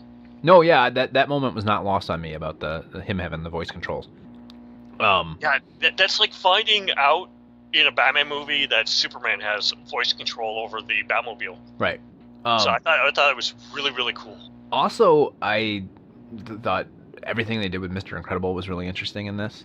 As far as putting him in this position where he's not comfortable with, and him basically having the breakdown of like, I can't fail. I'm Mr. Incredible. I don't fail. But I'm like completely in over my head on this. Oh, he definitely has a breakdown. Oh, yeah. The rant in front of the kids. The only thing that really kind of bothered me in this movie was I was concerned they were doing the stereotype that Hollywood loves to do, where the dad can't be a proper parent because he's a goofball, he doesn't know what he's doing, it's Mr. Mom. And I don't know, they kind of skirted that a bit, but I think really, they lampshaded this trope, so yeah, because if you think about it, pretty quickly he gets a handle over the problems that Dash is having, right, and he ends up figuring out what to do with Jack, and gets outside help. Any responsible person is going to do that. So it's not something that like really, really bothered me, but it kind of like they were kind of skirting that. The only thing I didn't get was like when the kids figure out that Jack has powers. I don't understand why Violet suggested calling Frozone. Like I don't know. It like just didn't work. That concept didn't work for me. The kid has powers and Dad can't handle it. I'm going to call Dad's friend. You'd think you'd be calling one of your mom's friends, if not calling your mom. In that situation. But yeah, I think that was purely just to get Frozone in the scene. No, it was. I'm just saying, like, you got to come up for justifications for these things when you're writing, and that felt a little weak to me. However, it leads to one of my favorite lines in the whole movie when Frozone says, when was the last time you had a full night's sleep? And Bob goes, who keeps track of that? Yeah, I love that line. Other things that we did this past week, we rewatched Wreck-It Ralph. Because I'm really looking forward to the second one. Oh, it's gonna be a while before I get to see it, but I love this one's such a great movie. And we also watched Planes, Trains, and Automobiles, which I had never seen before somehow. And I am shocked. This is a movie I watch every single year, and I've been watching it every year for almost 30 years, if not 30 years. I know I'm saying this a lot tonight, and I say it a lot, but Planes, Trains, and Automobiles is one of my favorite movies. So it's kind of cool that you finally got to see it. Yeah, I really enjoyed it. You know, I've seen, we talked about this a little bit when we were watching it. I've seen Due Date, which I think is a terrible movie. Awful. And it just, like, my overwhelming thought while watching Planes, Trains, and Automobiles was, oh, this is what they were trying to do with Due Date, except this is actually good. Yeah, Due Date is them saying, hey, let's remake Planes, Trains, and Automobiles, but let's have John Candy's character be a malicious sociopath and Steve Martin's character be a violent psychopath, and see what happens. They took out the heart out of them, the whole story. Fun fact that I've never shared with Derek, every time he says sociopath, in my head I hear Inigo Montoya saying, you keep saying that word. I don't think it means what you think it means. I have noticed that I say it a lot, especially over the last year, but circumstances in the world today make it come up a lot more often. Well, I'm not going to argue with that.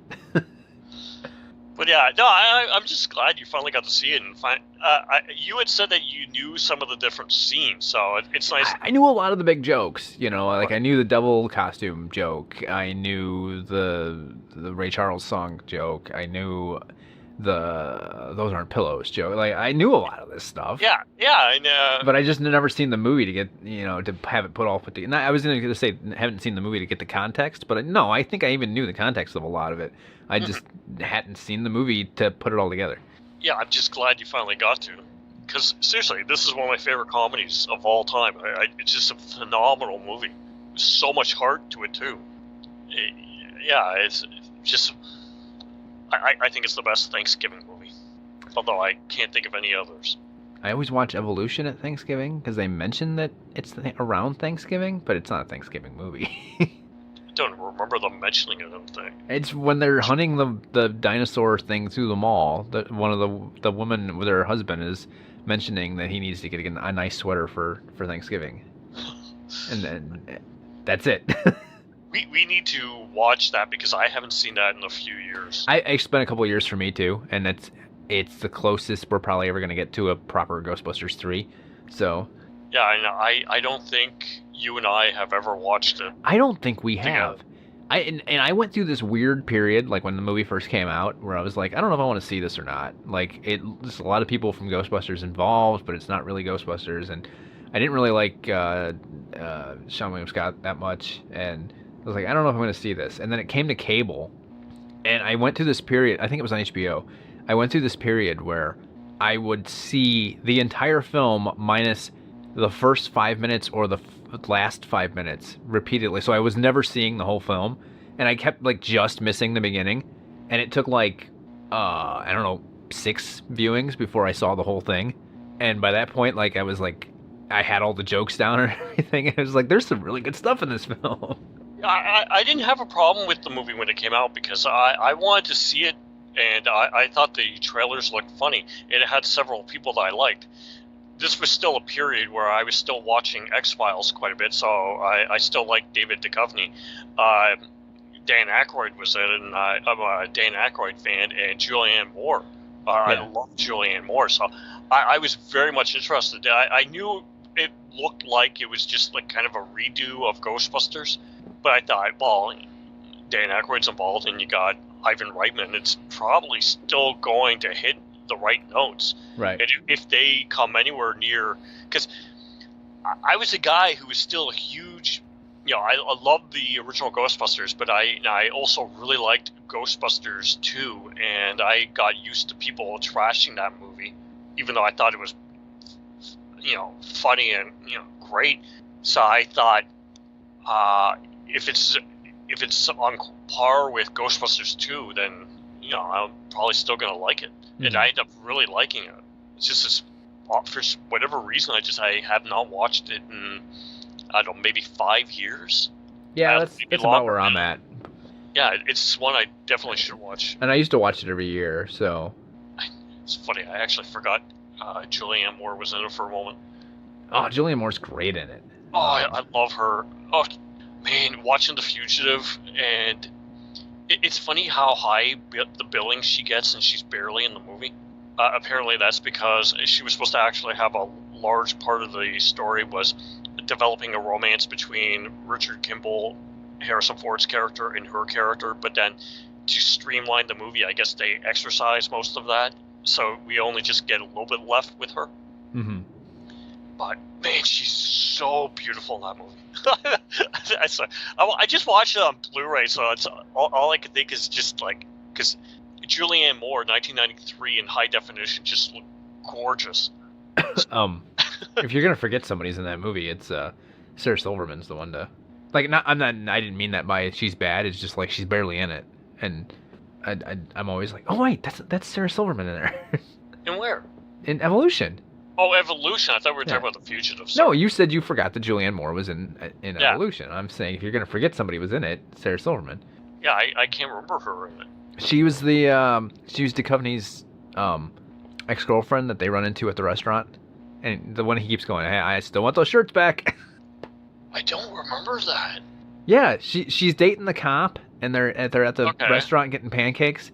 I'm sure I'd remember it or recognize it if I watched the movie again. It's not ringing a bell at the moment. Duchovny starts telling the cop like that. Apparently, when they broke up, she took all his shirts, and he's like, she took like 10, 15 shirts from me out of the closet. And he starts telling the cop, he's like, when you take stuff that's not yours, that's like against the law, right? And she starts pulling her shirt off, and she's like, no, you can have the shirt back, And she goes, I wouldn't want you to not have the shirt if it's yours, And yeah, that's Sarah Silverman.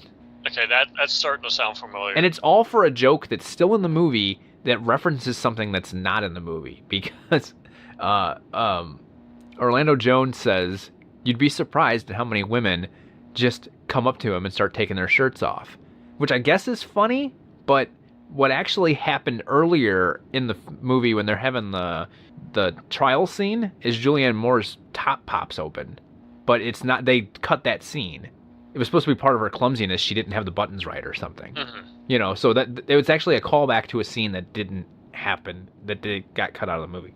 It's just kind of weird. But yeah, planes, trains, and automobiles. Yeah. Oh, yeah. I guess that leaves just one thing for us, and that is Doctor Who. I think at this point we're both caught up on it. Episode 5, I guess. Episode 5, yeah. Episode 6 aired 2 days ago. I have not had a chance to watch it yet, and I don't think you have either. I have not. I was hoping to watch it last night, and I ended up crashing. So, it was basically Alien, but that's not a knock, because it was like a parody of Alien at the same time. It kind of was, yeah. I thought it was really funny. You know what's great? Talking about Stan Lee earlier about losing everyone's favorite grandfather. I want Graham to be my grandfather. Actually, I want Graham to be like. I mean, I guess he's Ryan's grandfather, step grandfather or whatever. But it's like, in this episode, I seriously found myself. I actually had the thought where I thought to myself, man, I wish when my parents split up, I wish my mom would have found a guy like this, because he'd be great to have as dad. Yeah, Graham is easily my favorite out of the companions, by far. I like the other two, Ryan and Yaz, but I don't know, Graham, it's got a lot of heart, and he's genuinely funny. I like Ryan and Yaz. I really feel like Yaz has done nothing in the last couple episodes. That might change. I'm assuming that's going to change with the new episode that just aired 2 days ago, because it deals with the literally, because it's the title of the episode, the partition of India. Yeah, and her grandmother's in it. So I'm assuming we're going to get a much bigger role for her. Oh, great grandmother or something. Yeah, and she had a lot to do in the Spider episode, and she had a lot to do in the Rosa Parks episode. But the most recent 2 episodes, I feel like she had nothing to do. Well, episode 5 is the only one, because Spider one's. Oh yeah, that was episode 4. You're right. Okay. Well, yeah, maybe it was just this episode then. Yeah, this is the issue which is going to happen whenever you have this many companions on the show. You're going to get ones where the episodes where 1 or 2 of them are not doing as much as the other. Yeah, I mean that just makes sense. But yeah, I imagine she's going to have a much bigger role on this week's episode. But yeah, I don't know where it stands compared to the previous 4 episodes, but this last week's episode 5, I did enjoy quite a bit. There was one thing I thought was a little odd, and that was at the end of the episode whenever they're paying tribute to the general. Yeah. And her sacrifice, dying, trying to protect and save everyone. And I kept thinking, and talking about, and it's a great moment touching that and all. But I couldn't help thinking, well, what about the nurse? He died trying to save and help people. Yeah, he did. We're not going to talk about him. He did. You're not wrong about that. His dying breaths were about encouraging the nurse who was basically the rookie. The rookie. Yeah. His last act was concern for someone else. We're not going to have a little tribute to him. I really liked the doctor trying to take over the situation when she was in no shape to do it. Yeah, that was great. The other thing is, this is another thought that I actually had while watching the episode. Anybody who's still not on board with a female doctor, or not on board with the fact that we might have, the companions are people of color, we're going to have a great military leader who's a woman and a person of color, and we're going to have a pregnant man. Yeah, this episode was the one where they just went, oh, too much PC? Or too much social justice warrior stuff? Here, have some more! It's like they were literally trolling the haters with this episode. Yeah. I thought that was hilarious. I loved that. Oh. But that's why I liked Graham in this one so much. Like, first of all, Graham talking to the general's brother about, oh, well, why do you think she's cutting you out of everything? Like, he saw this guy who had a problem, and he figured he'd talk to him and try to help him out. And then later, when the pregnant guy's like, someone's gonna go with me. I can't be alone. I need some men with me or whatever. And he's like, yeah, we're your blokes. I love that. He doesn't even question it. Graham just goes along with the flow. Yeah, and Ryan's like, wait, what? And he's like, come on. It'll be fun. Yeah, I love Graham. He just seems like just a genuinely good guy. Right. The other thing I thought was funny, we're talking about them trolling the haters. The pregnant guy gives birth, and he says he's going to name the baby after them. And isn't the name Avocado? Yeah, something like that. I swear it's Avocado, which is big if you're aware of any criticism against millennials. Yeah, apparently the like of avocados is the most horrible thing that can happen from the modern generation, who aren't even the modern generation. Yeah, at this point, I'm trying to remember his name, Chris Chibnall, I'm not sure how to pronounce it, the producer and showrunner for the series now.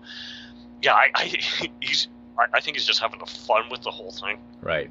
And yeah, I don't care, because this season of Doctor Who has just been incredibly entertaining. It just makes me sad that aside from this week's episode that we haven't watched, we only have 4 more to go in this season. Yeah. And I'm so used to there being 13 episodes. They haven't said anything, but I'm hoping we're going to get a Christmas special. Yeah, I was hoping. But they haven't made any announcement about one. I'm surprised at how ready I am to buy the pop figure Of the Doctor? of the Doctor. So Yeah, I was surprised when I was able to find her at my EB Games. What was it, 2 weeks ago? So I ended up actually picking that up myself. I like how these are all like partially connected because I feel like I'll be surprised if I'm wrong. I feel like the next episode's gonna be like them going back to find where the TARDIS got left, like at least a little bit, at the beginning, because that was a big deal. The way the show usually plays out, I would not be surprised if we just start with them already in the TARDIS, and that they just skip over them going back to retrieve it. Yeah, maybe. We'll see. It was good. It was a good episode. Is that it? Yeah, I think that's pretty much it for what we want to talk about, anyways. We got a big weekend of wrestling, and hopefully I'm gonna also get to go see Fantastic Beasts this week. Although I don't know if that's gonna happen or not. Yeah, I would like to see that. That's another one I'm just gonna have to wait on. Yeah, I don't think I have much on my docket at the moment, except for catching up on Doctor Who this week. Maybe try to get a few more of my unwatched Blu-rays done. We'll see.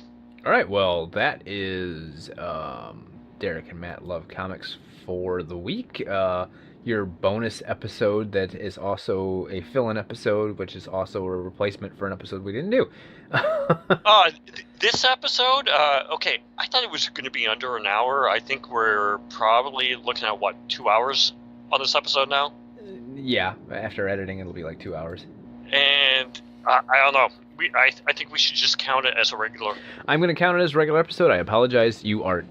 There's no way you're not getting this late because it's already Wednesday morning as we speak. And guess what? I'm not staying up and editing this tonight because I got to work in the morning. So you'll probably get it Wednesday night this week, which all of that means nothing to you if you're already listening to it. So yeah, our usual bit of business here at the end.